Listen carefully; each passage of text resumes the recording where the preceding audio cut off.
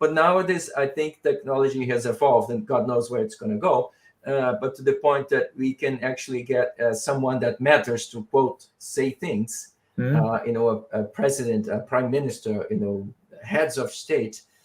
So this messaging can be twist and turn, which kind of feeds, to your point, the misinformation or disinformation campaigns that we see. So you see that as more of a growing problem then.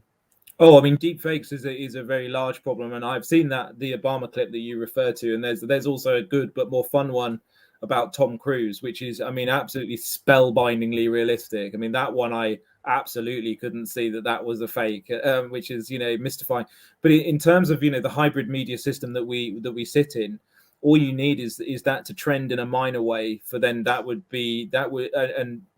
I did when I worked at Loughborough University, we were doing studies around post.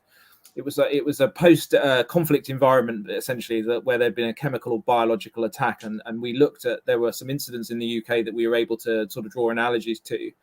and essentially the first mover into the social media space essentially had the longest impact in terms of how that message, a month later people were still retweeting, posting, talking about that initial post that was a suggestion of whatever it may have been, something that wasn't how it was. And so where the danger of the deep fakes come in is if you could get, like with the Obama